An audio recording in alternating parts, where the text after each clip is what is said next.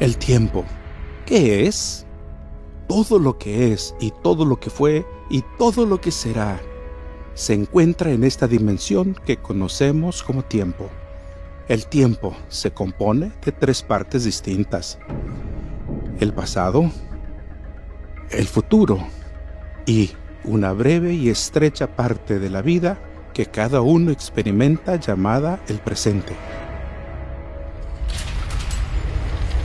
Ese momento continuamente deslizándose entre dos aparentes eternidades, desde el lejano borde del pasado distante hasta el horizonte de un futuro misterioso sin fin, hasta donde sabemos la humanidad se limita a avanzar a través del tiempo, nunca retroceder.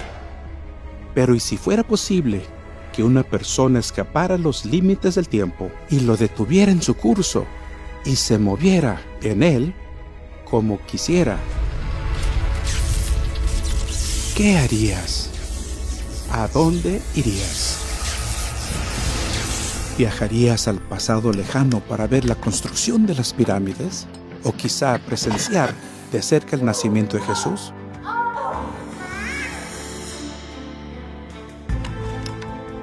O tal vez hasta volver atrás en el tiempo para evitar el asesinato de Abraham Lincoln.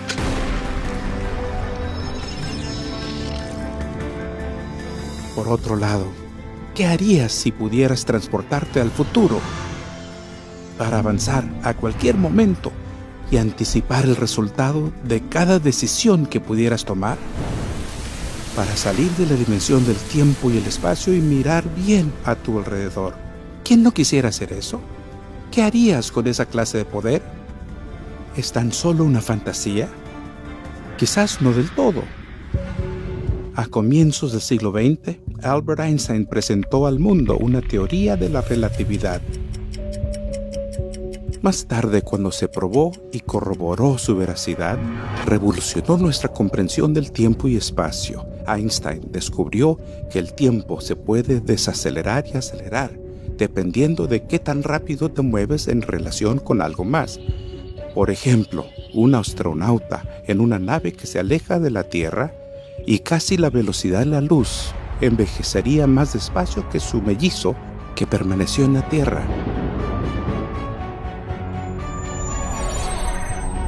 Para cuando el astronauta regrese, su mellizo en la Tierra habría envejecido muchos años en comparación al tiempo que él envejeció mientras estuvo en el espacio. El astronauta sentiría como si hubiera viajado al futuro.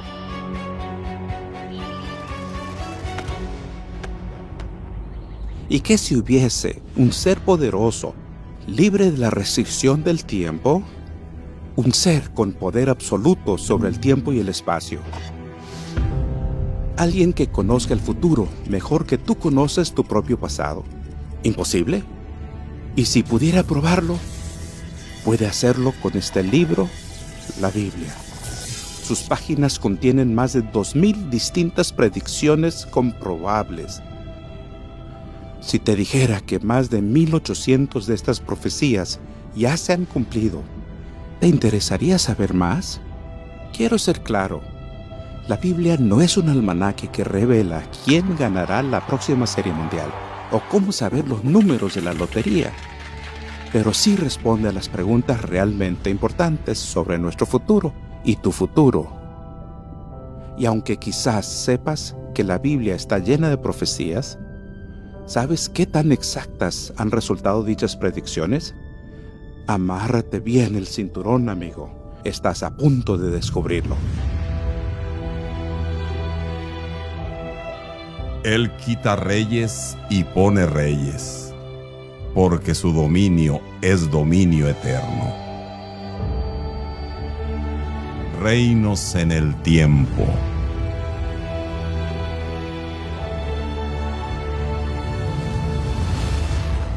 En el principio, ¿ves?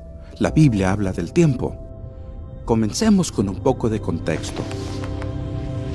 La Biblia es un libro compuesto por 66 libros, escrita por alrededor de 40 autores en 3 idiomas, en 3 continentes, en un período de alrededor de 1500 años. Sus autores fueron personas de todo tipo y clase, pastores, reyes, sacerdotes, gobernantes y pescadores, cada uno con una personalidad única. Escribieron a partir de bastantes experiencias diversas, algunos desde prisiones, otros desde palacios. Algunos vivían en cuevas, otros cautivos en tierras foráneas. Aún así, la Biblia ofrece un relato consistente, con un claro comienzo, un tema constante y un final lógico, todo en torno a un personaje central. Quizás por esto es que la Biblia es el libro más vendido de todos los tiempos, con más de 5.000 millones de copias distribuidas. Veamos la primera profecía.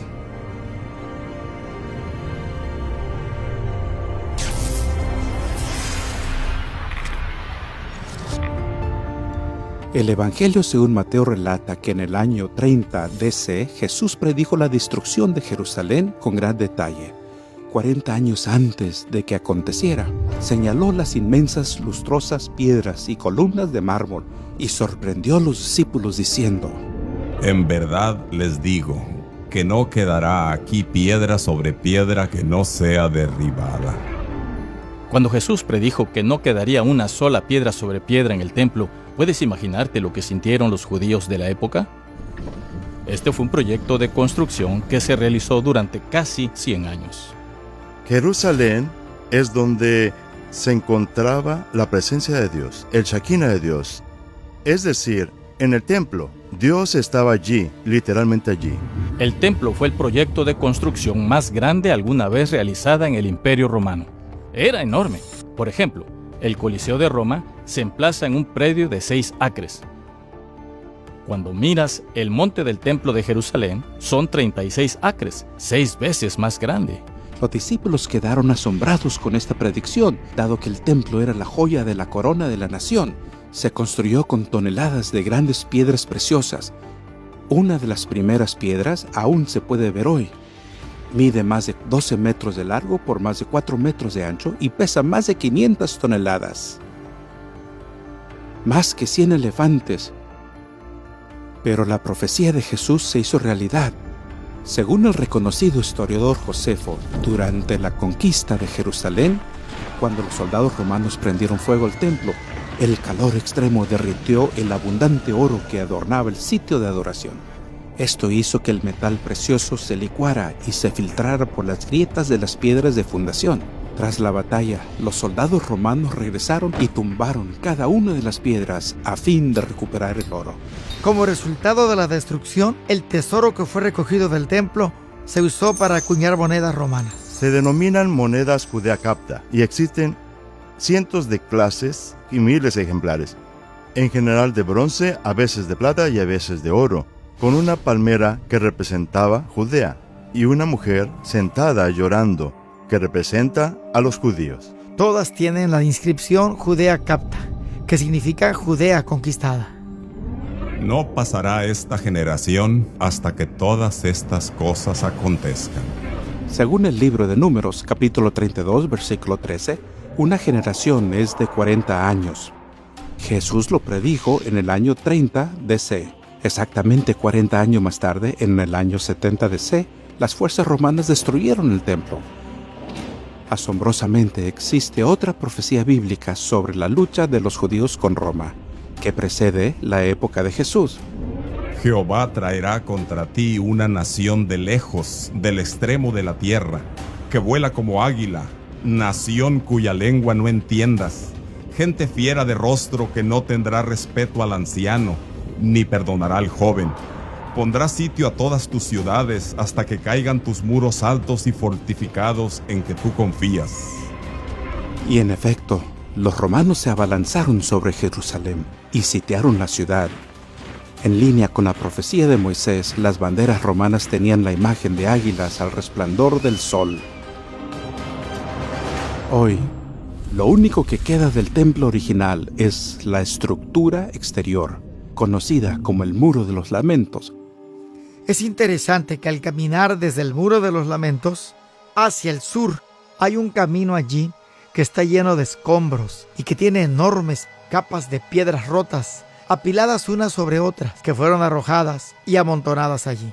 Hoy día, no hay duda histórica alguna de que los romanos lo destruyeron. Lo destruyeron en el año 70 después de Cristo, que culminó en ese siglo, y que fue el fin del templo en Jerusalén.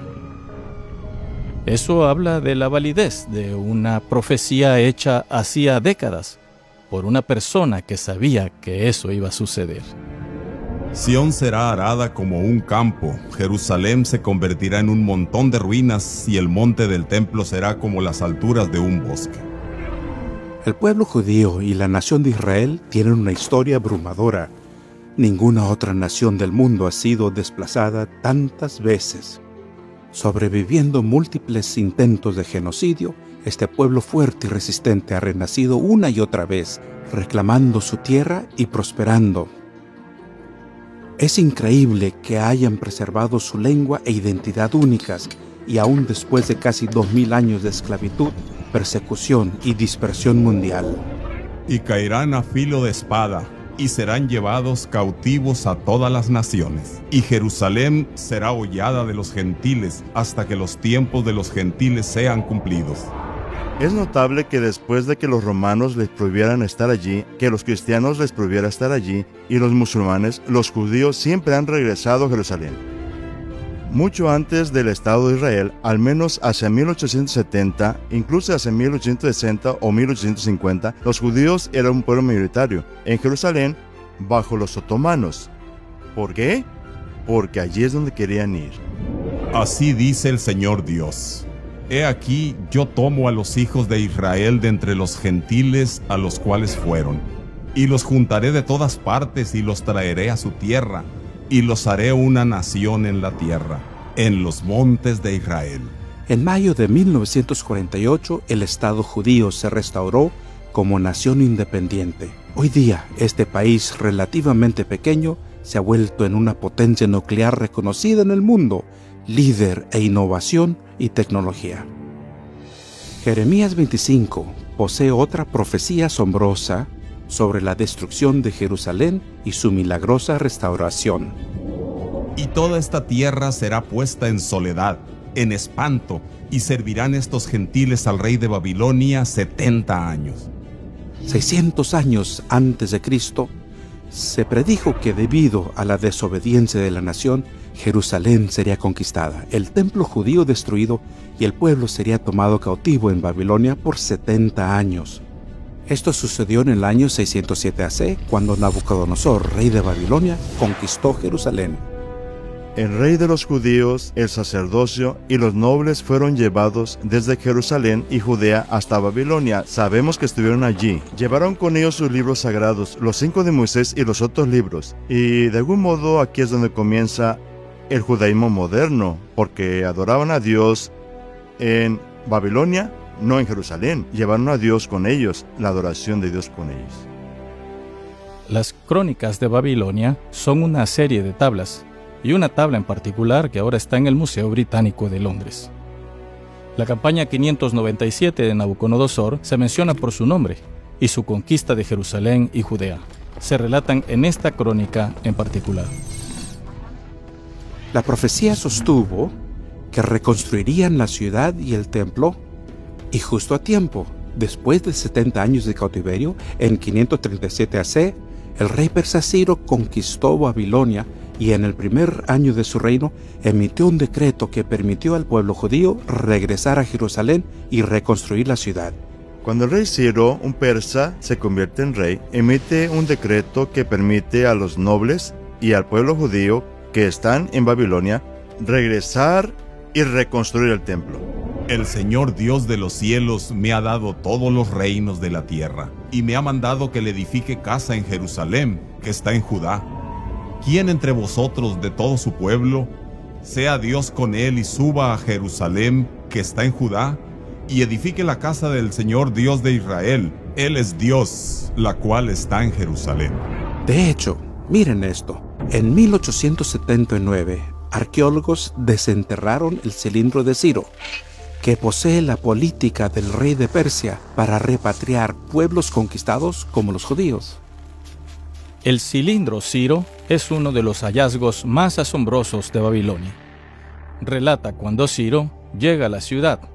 Es recibido por el pueblo y es considerado como un salvador, lo que es una ironía, dado que conquistó Babilonia.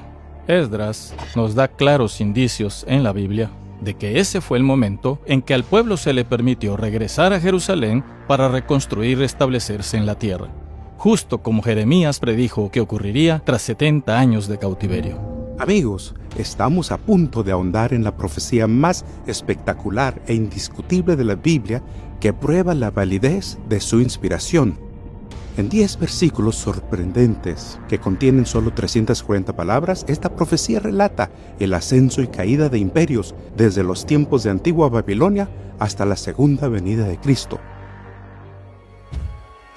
Una noche hace más o menos 2500 años, el poderoso rey de Babilonia, Nabucodonosor, se quedó dormido mientras contemplaba la vasta gloria de su reino. Mientras este gran arquitecto de uno de los imperios más poderosos del mundo finalmente se quedó dormido, se preguntaba qué deparaba el futuro para su reino. Dios tomó esta oportunidad para revelarle a través de un vívido sueño no solo el destino final de su nación, sino el ascenso y caída de los imperios del mundo desde sus días hasta el final de la historia de la tierra. En este increíble sueño profético descrito en Daniel capítulo 2, Dios le mostró a Nabucodonosor una estatua colosal con la cabeza hecha de oro, el pecho de plata, los muslos y el vientre de bronce, piernas hechas de hierro y los pies y dedos de arcilla y hierro. De repente, una enorme piedra cayó de los cielos y aplastó al ídolo, volviéndolo trizas y polvo.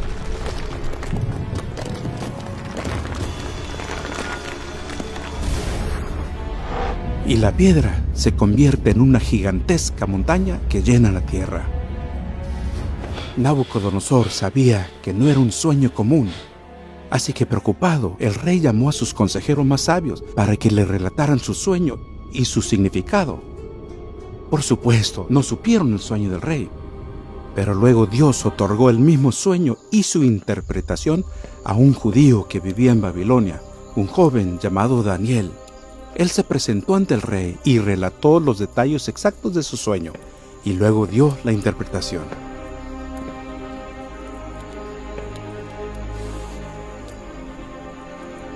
El profeta divulgó los próximos 2 milenios de imperios mundiales que afectarían al pueblo de Dios, y hasta ahora todo ha sucedido según la predicción. Daniel dijo que la cabeza de oro representaba el reino de Nabucodonosor.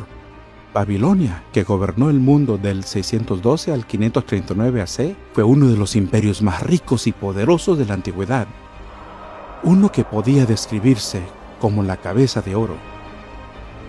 Babilonia tal vez fue una de las ciudades más sofisticadas y opulentas alguna vez edificada hasta ese punto de la historia, y Nabucodonosor, que reinó durante más tiempo en la historia de Babilonia, reconstruyó la ciudad como vidriera para el mundo entero.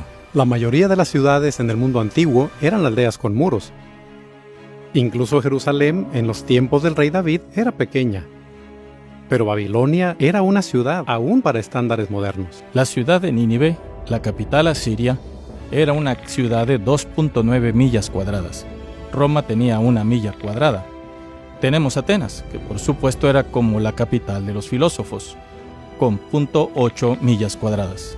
Y luego está Babilonia, con 4 millas cuadradas. Era 4 veces el tamaño de Roma. Lo que tenemos en esta asombrosa ciudad es arquitectura de lo más increíble. Tenemos la ciudad rodeada por 8 puertas, cada una lleva el nombre de una deidad. La más famosa es la Puerta de Ishtar, que ahora se encuentra en el Museo Borderazetiaches de Berlín. El río Éufrates atravesaba la ciudad. También había muros que rodeaban la ciudad. Eran muros dobles. El muro exterior tenía casi 7 metros de espesor. El interior casi 4 metros de espesor. Había una gran sociedad politeísta, una gran civilización que estaba decidida a conquistar el mundo.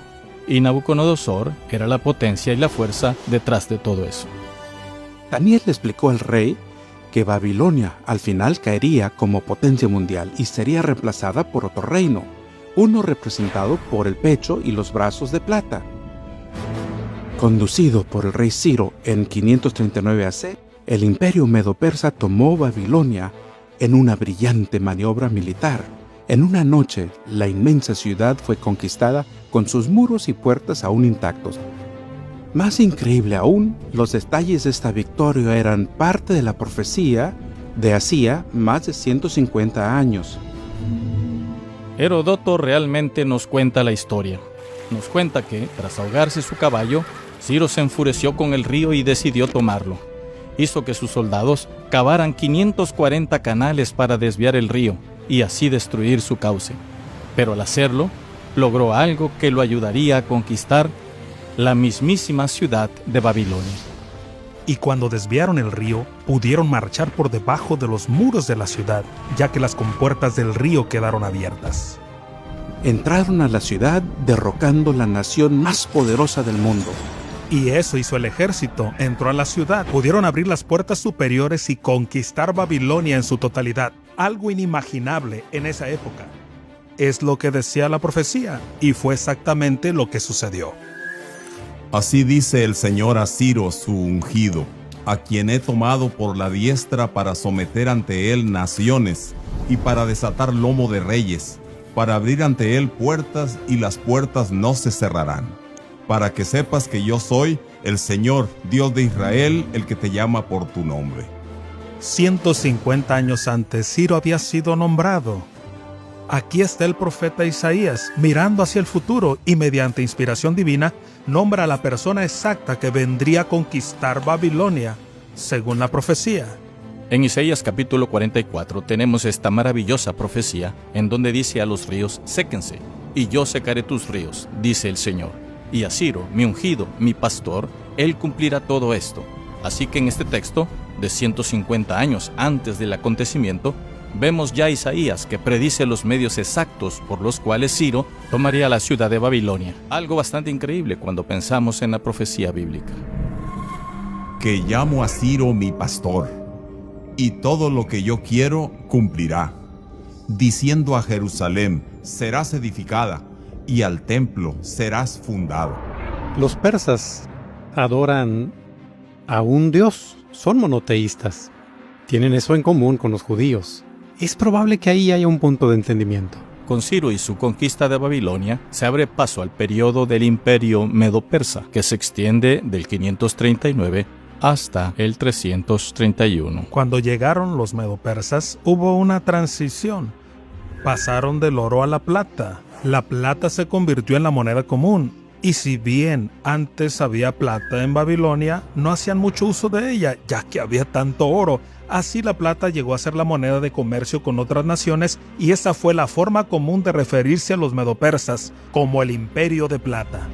Y después de ti se levantará un tercer reino, de bronce, el cual se enseñoreará de toda la tierra. Todos los eruditos religiosos concuerdan en que el reino de bronce en la imagen simboliza Grecia. Llegaron al poder cuando Alejandro Magno conquistó a los persas en la batalla de Arbela en 331 AC. A menudo se describe a Alejandro Magno como griego, y estrictamente hablando así era. Fue educado a los pies de Aristóteles. Era un joven gobernante muy carismático. Su padre, Filipo II de Macedonia, fue asesinado y Alejandro tomó el poder. De inmediato comenzó a soñar en hacer realidad los objetivos de su padre: conquistar el imperio persa. Alejandro Magno fue coronado rey con solo 18 años, pero era un prodigio militar. De hecho, en la actualidad, Alejandro Magno es sinónimo de genialidad y conquista militar.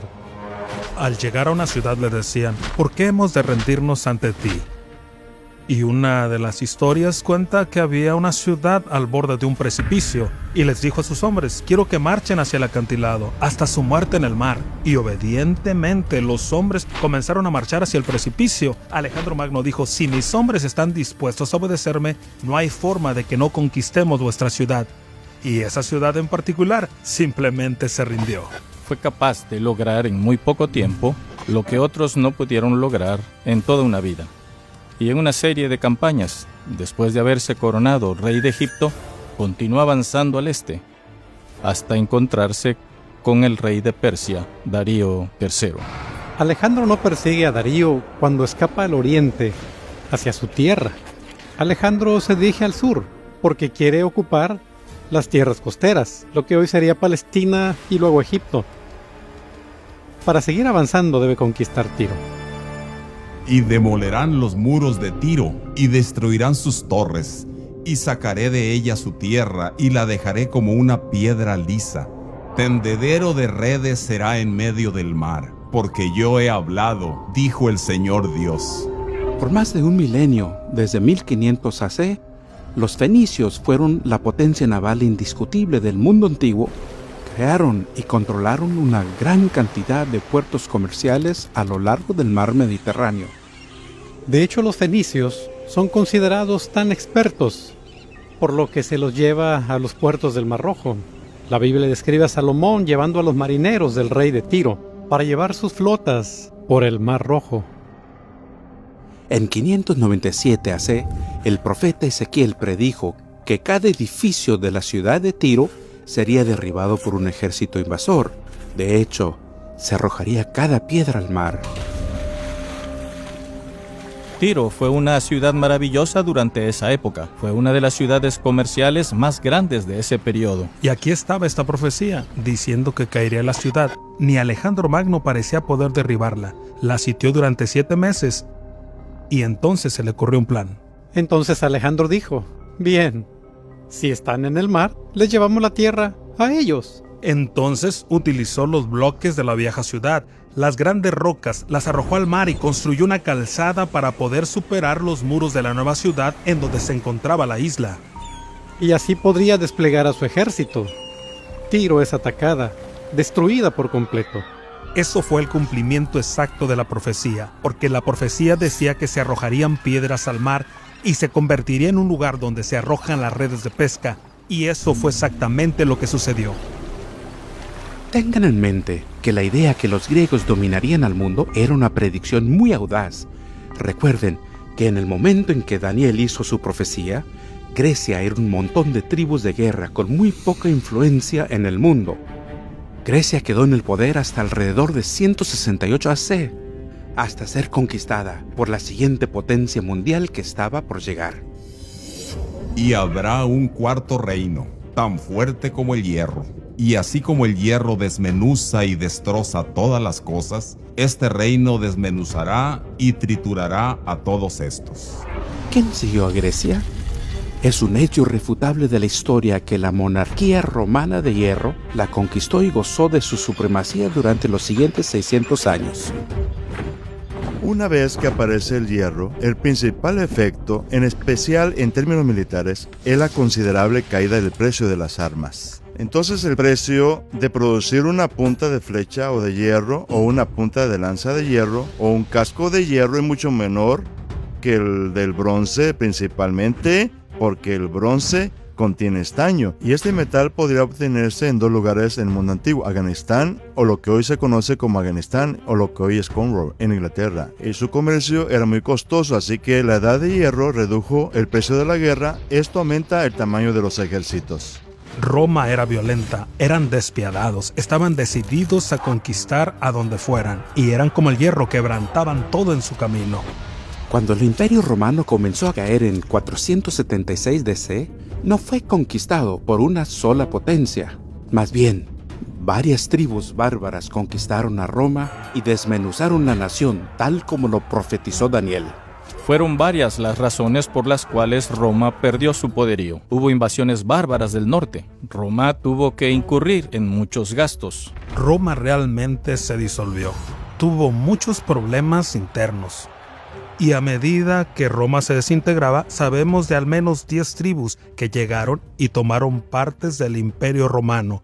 Eso obligó al emperador Constantino a evacuar a Roma y moverse hacia el este para establecer un nuevo centro para su imperio, Constantinopla.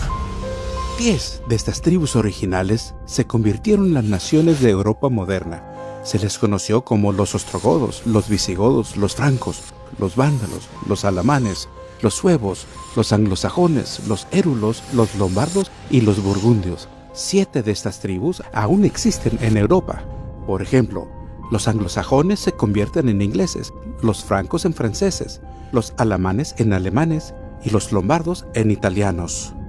En cuanto a aquello que viste, el hierro mezclado con tiesto, se mezclarán con simiente humana, mas no se pegarán como el hierro no se mezcla con el tiesto.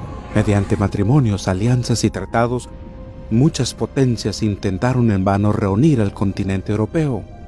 A lo largo de la historia, líderes como Carlomagno, Napoleón, Kaiser Wilhelm, Mussolini y Hitler lucharon por rehacer la gloria del antiguo imperio romano. Pero acechados por las palabras de la profecía de Daniel, no se unirá una parte con la otra, todos fracasaron. Como es de esperar, muchos incrédulos dijeron que las profecías de la estatua de Daniel eran tan precisas que fueron escritas después de los hechos. Pero el sorprendente hallazgo de un joven pastor, en 1946, lo cambió todo.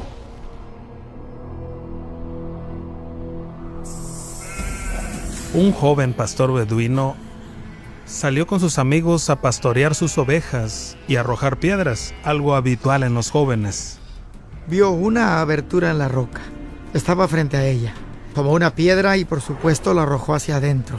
Al caer dentro de la cueva escuchó el ruido de cerámica que se rompía, un ruido bastante singular.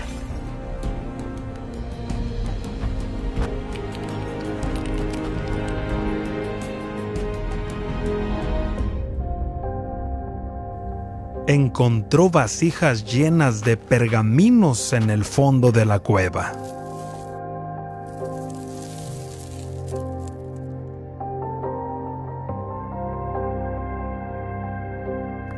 Llevó 1 o 2 consigo y se los mostró a su familia. Ellos lo llevaron al mercader de antigüedades de Belén y de allí pasaron a Jerusalén. Y finalmente, alguien reconoció de qué se trataba y se realizó una expedición a las cuevas de Qumrán. En total, se encontraron unos 1000 manuscritos diferentes. Y existen pergaminos completos, como el famoso pergamino de Isaías. Todos datan aproximadamente de 250 AC a 70 DC. Del rollo de Isaías se conservaron los 66 capítulos, y es prácticamente igual al libro de Isaías que tenemos hoy. No hay diferencias teológicas, no hay grandes diferencias históricas. Un arqueólogo fue a examinar los manuscritos del Mar Muerto. Los comparó con nuestra Biblia y cuando observó la evidencia dijo: los libros del Antiguo Testamento son tan antiguos y precisos como decíamos que eran. El descubrimiento de los ríos del Mar Muerto y otros hallazgos brindan pruebas irrefutables de que la profecía de Daniel fue escrita mucho antes que los hechos que predijo. Varias veces en la Biblia, Dios predijo el surgimiento y la caída de reinos particulares, por lo que cuando sucede, sabemos que Él tiene el futuro en sus manos. Por ejemplo, la ciudad de Babilonia, su pueblo y casi todo el mundo creía que era la ciudad indestructible. Sin embargo, Dios predijo: Y Babilonia, hermosura de los reinos, gloria del orgullo de los caldeos, será como cuando Dios destruyó a Sodoma y a Gomorra. Nunca más será poblada ni habitada de generación en generación. Hemos aprendido que Babilonia cayó de su poder a manos de Ciro, el rey persa. Pero ¿volvió a resurgir? Cuando Saddam Hussein llegó al poder en Irak, soñó en reconstruir y repoblar la antigua ciudad de Babilonia. Quería hacerlo para frustrar la profecía bíblica y para desacreditar la nación de Israel. Decía que los grandes palacios de Babilonia y sus legendarios jardines colgantes, una de las 7 maravillas del mundo antiguo, surgirían del desierto. Pero la historia reciente muestra cómo se esfumaron sus planes en la Primera Guerra del Golfo en Irak, y Babilonia hasta la fecha continúa sin ser reconstruida y solo unos pocos turistas visitan sus ruinas.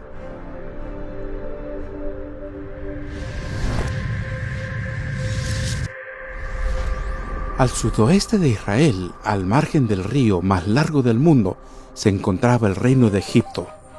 Con sus grandes pirámides, sus templos colosales y agricultura de todo el año, parecía que Egipto perduraría como una superpotencia a lo largo de la historia. Sin embargo, en el momento culminante del poderío egipcio, la Biblia audazmente predijo que el reino no volvería a tener una posición dominante entre las naciones del mundo.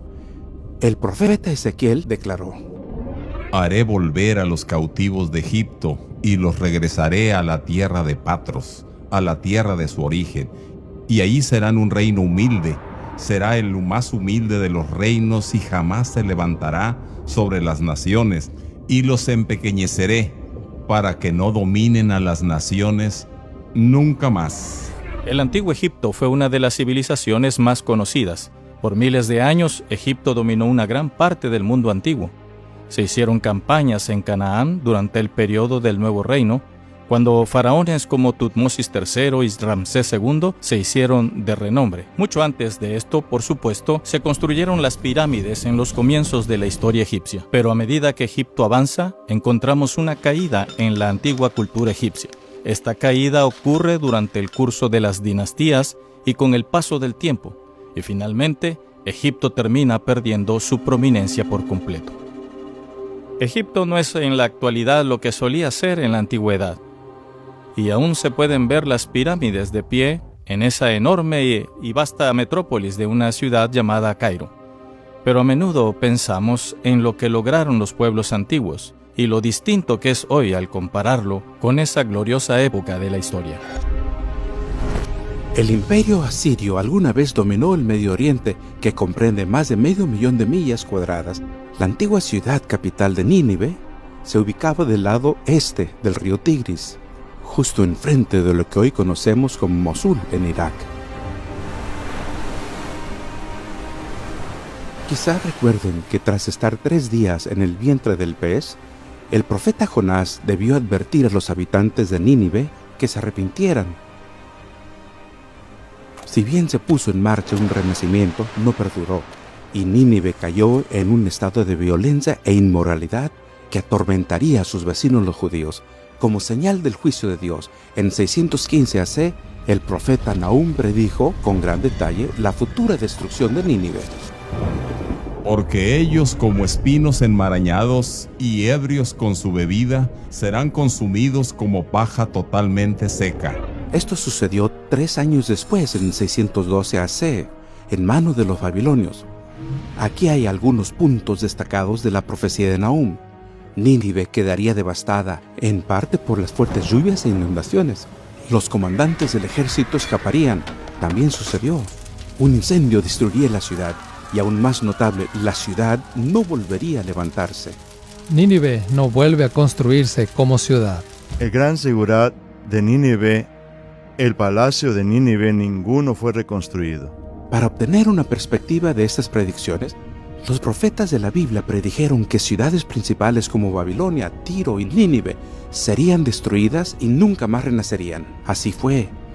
Sin embargo, Jerusalén fue destruida y reconstruida 27 veces y aún perdura el día de hoy.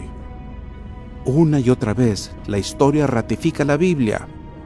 Además, casi todos los nombres de reyes, generales y líderes bíblicos fueron confirmados y aceptados por la arqueología moderna. Pero el verdadero foco central de toda la profecía bíblica es una persona.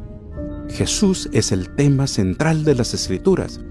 La Biblia relata su historia, comienza y termina con Cristo. Por lo tanto, no debería sorprendernos encontrar profecías acerca de la llegada del Mesías en el Antiguo Testamento. Quizás sea el momento de repasarlo rápidamente. En realidad, la Biblia está dividida en 2 colecciones de libros. El Antiguo Testamento contiene 39 libros que incluyen la ley de Moisés, las historias, profecías y escritos sagrados que tuvieron lugar antes del nacimiento de Jesús. La última colección es de 27 libros que contiene el Nuevo Testamento. Cubre la historia del nacimiento, la vida y enseñanzas de Jesús. Luego siguen las escrituras de los apóstoles y las profecías de Apocalipsis. Resulta increíble que dispersas por todo el Antiguo Testamento hay más de 300 profecías que predicen la llegada de Cristo, algunas con detalle asombroso. En el Nuevo Testamento encontramos un relato sorprendente del cumplimiento de todas estas profecías. Recuerden, alrededor de 400 años separan el final del Antiguo Testamento y el inicio del Nuevo Testamento. Me gustaría también mencionar que sabemos con certeza, por el descubrimiento y datación de los rollos del Mar Muerto, que todo esto fue escrito mucho antes de que sucediera. Ahora, tomemos un instante para analizar algunas de estas increíbles profecías. Cada año, más de 1.000 millones de cristianos celebran la llegada de Cristo. Aunque según las Escrituras es poco probable que Jesús haya nacido el 25 de diciembre, queda claro que su nacimiento fue predicho y esperado. Pero tú, Belén Efrata, aunque eres pequeña entre las familias de Judá, de ti me saldrá el que ha de ser gobernante en Israel, y sus orígenes son desde tiempos antiguos, desde los días de la eternidad. Sorprendentemente, para que esta profecía se haga realidad, Dios tendría que reubicar a José desde su ciudad natal, Nazaret, y llevarlos a él y a María 70 millas al sur a Belén, ciudad natal de la familia de José. La historia muestra que este censo tuvo lugar alrededor de 4 AC. Después de que Jesús nació en Belén de Judea, en tiempos del rey Herodes, he aquí unos magos del oriente llegaron a Jerusalén diciendo: ¿Dónde está el rey de los judíos que ha nacido? Porque vimos su estrella en el oriente y hemos venido a adorarle.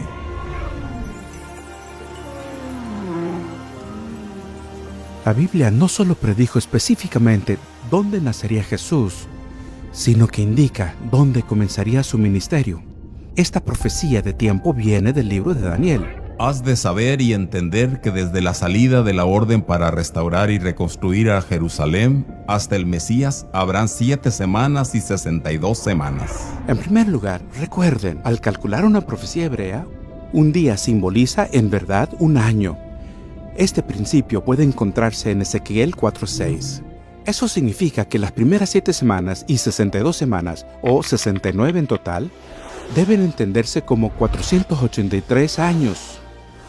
Eso nos lleva exactamente al año 27 DC. Ese fue el mismo año en que Jesús fue bautizado a los 30 años de edad e inició su ministerio. Increíble. Esta profecía se hizo durante el cautiverio de los judíos en Babilonia, más de 500 años antes del nacimiento de Cristo. Un sorprendente cumplimiento que no podría considerarse casualidad. Muchos intérpretes observaron que el principio del día por año queda realmente confirmado. En particular, la profecía de las 70 semanas. La profecía indica que pasarían 69 semanas proféticas, es decir, 483 años hasta la llegada del Mesías. En Lucas capítulo 3, él habla sobre la llegada de Juan el Bautista y dice: en el año 15 del reinado de Tiberio César. Tiberio comenzó su propio reinado al morir Augusto César en el año 14 DC. Calculamos el tiempo en que Juan el Bautista inició su ministerio. Luego vino Jesús y fue bautizado poco después. Vemos que llega al 27 después de Cristo. La profecía dice la llegada del Mesías. Y la palabra Mesías en hebreo significa el ungido. ¿Existió una unción de Jesús en el 27 después de Cristo? Sí, la hubo. En Hechos 10, versículo 38, vemos que Jesús fue ungido con el Espíritu Santo. El profeta Isaías del Antiguo Testamento predijo que Jesús nacería de una virgen 700 años antes que realmente sucediera. Por tanto, el Señor mismo os dará una señal. He aquí, una virgen concebirá y dará a luz un hijo, y le pondrá por nombre Emmanuel.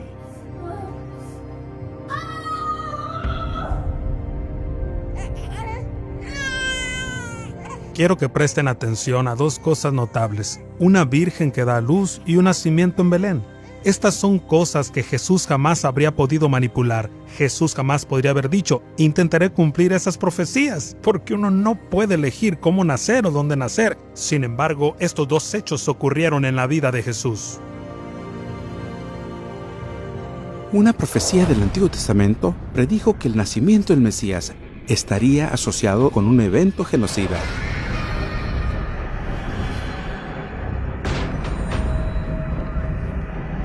Se oye una voz en Ramá, lamento y llanto amargo, Raquel llora por sus hijos, rehúsa ser consolada, porque sus hijos ya no existen. Debido a este violento intento de tomar la vida del bebé Jesús, sus padres fueron obligados a escapar a Egipto por seguridad. Y él, levantándose, tomó de noche al niño y a su madre, y se trasladó a Egipto, y estuvo allá hasta la muerte de Herodes, para que se cumpliera lo que el Señor habló por medio del profeta, diciendo: de Egipto llamé a mi hijo. Así fue como la nación judía llegó a Egipto, y ahora eran llamados a salir de Egipto. Jesús va a Egipto, al exilio, y luego es llamado del exilio. Sin duda, algunas de las profecías más sorprendentes respecto a Cristo son las que encontramos en el libro de Isaías, que pone énfasis en los detalles de su ministerio. Estas profecías hablaban sobre lo que Jesús hizo. Trajo esperanza, trajo sanidad, fue luz para los gentiles, fue alguien capaz de restaurar la vista a los ciegos, pudo liberar a los presos. Y cita otro pasaje en Isaías 35 sobre la curación del hombre ciego y el cojo y dice: observen. Luego continúa con lo que estaba haciendo, sanando ciegos y cojos. Él está deshaciendo esas maldiciones de quebrantar el pacto y los va a restaurar para que ellos experimenten una vez más la gracia de Dios. Jesús reveló gran poder durante su ministerio, sanando a los enfermos, calmando las tormentas, incluso reviviendo los muertos. Los autores de la Biblia predijeron y documentaron que a pesar de su increíble poder y autoridad, aún sería un humilde y modesto servidor, un modelo a imitar. Por ejemplo, en Zacarías 9, versículo 9, leemos: regocíjate sobremanera, hija de Sión, da voces de júbilo, hija de Jerusalén. He aquí tu rey viene a ti, justo y dotado de salvación, humilde, montado en un asno, en un pollino, hijo de asna. 500 años antes de la llegada de Jesús, Zacarías había profetizado. Dijo que vendría un rey montado sobre un asno, y eso se convirtió en una tradición. Entonces, al entrar a Jerusalén, con la multitud que gritaba Hosana y extendiendo sus mantos ante él y palmas, la gente hubiera entendido, porque habrían pensado: Jesús se está posicionando como rey, está por iniciar un golpe de estado. Pero Jesús no era esa clase de rey. Jesús parece haber escogido montar un asno para declarar que era un rey antes de ir a la cruz. Este sorprendente hecho fue presenciado por miles de personas solo unos días antes de la crucifixión de Jesús, aunque fácilmente se hubiera podido negar, pero el autor que lo presenció lo registra como un hecho histórico. No hay nada más convincente que las profecías sobre la traición, el juicio, la crucifixión y la resurrección de Jesús. Primeramente, el Antiguo Testamento predijo que el Mesías sería traicionado por un amigo después de compartir pan con él. Como todos saben, Judas traicionó a Jesús justo después de la última cena. Jesús predijo que sería traicionado. Esto en verdad conmocionó a sus discípulos. Alguien que es parte del círculo interno es un traidor y traiciona esa confianza. Hay una razón por la cual las personas no nombran a sus hijos Judas. Aún mi íntimo amigo, en quien yo confiaba, el que de mi pan comía, contra mí se ha levantado.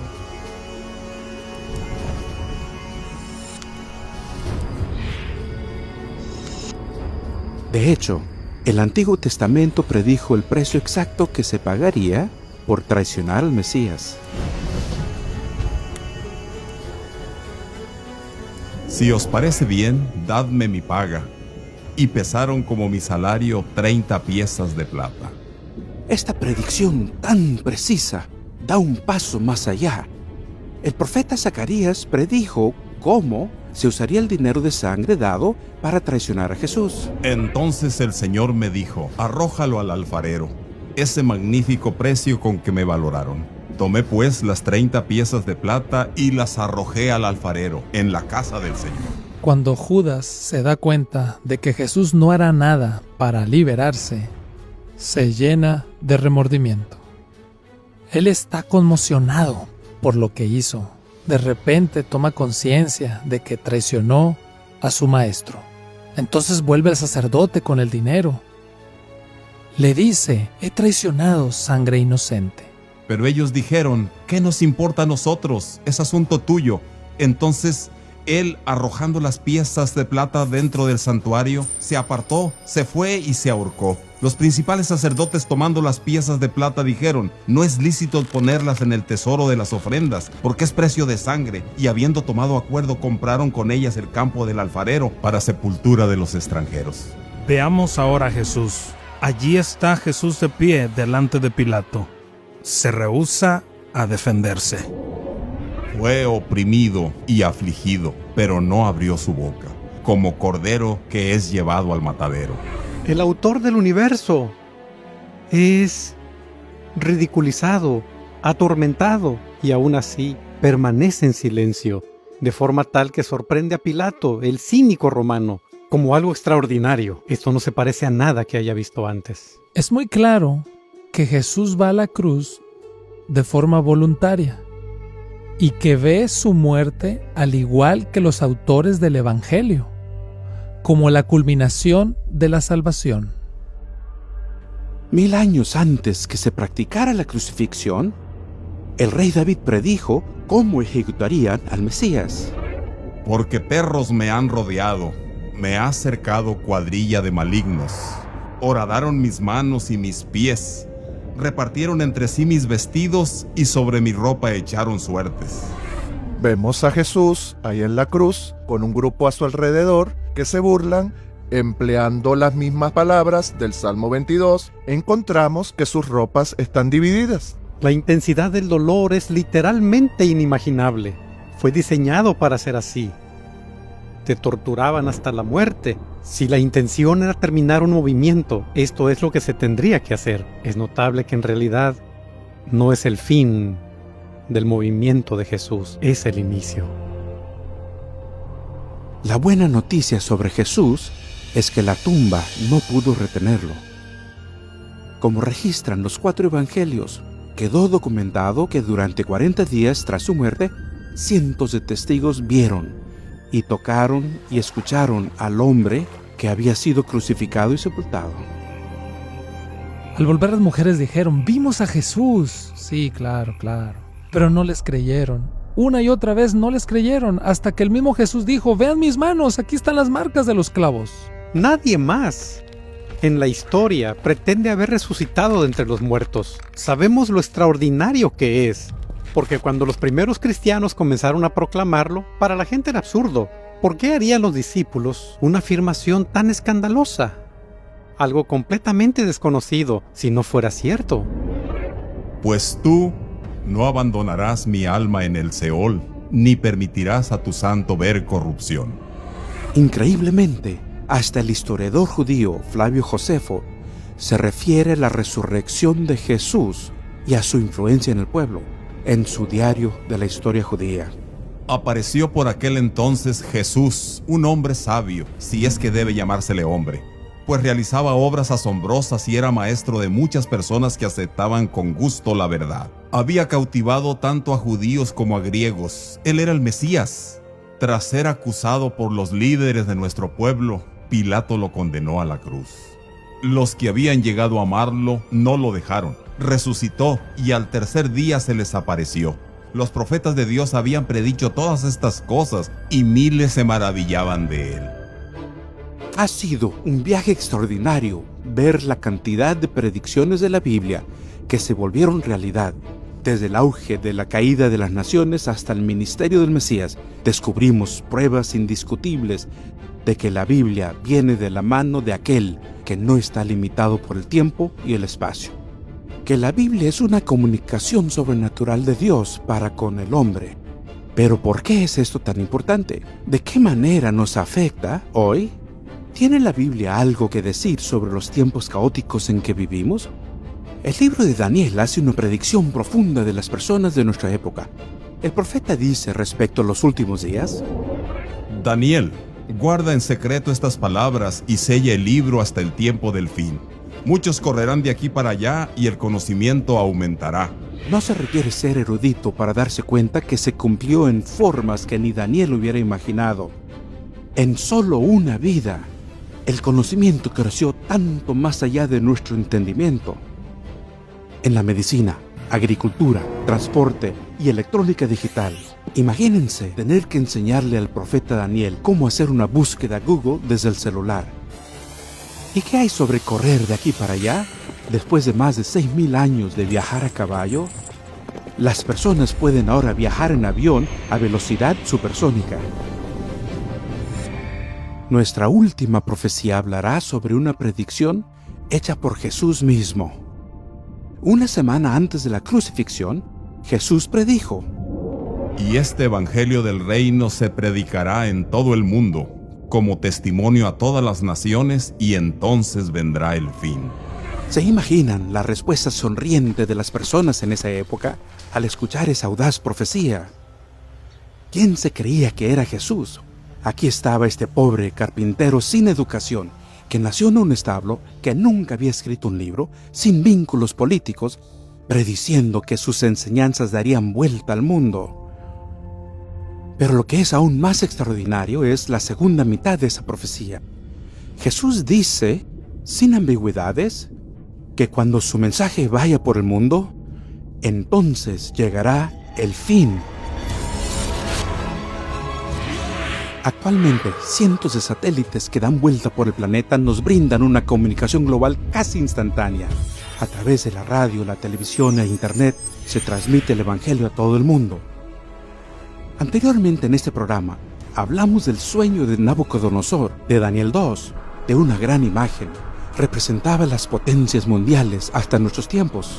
Y si recuerdan, al finalizar el sueño, cae una enorme piedra desde los cielos y destruye la imagen y luego las hace añicos.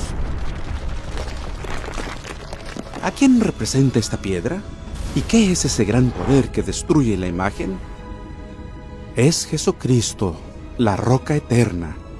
Toda la historia se dirige ahora hacia el dramático final, cuando el Hijo de Dios regrese con poder y gloria. El cumplimiento de la profecía revela que casi llegamos al fin del tiempo. Queda tan solo una pregunta importante por responder.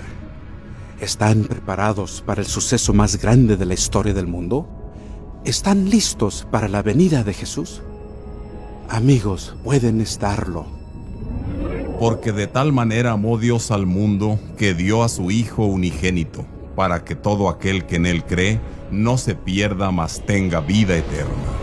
Acude a Él en oración y pídele que te perdone y que te salve. Él te promete que lo hará. Entonces, en lugar de tener un fin sin esperanza, podrán tener una esperanza sin fin. Pero el momento es ahora. Hoy es el día. ¿Por qué no le piden ahora?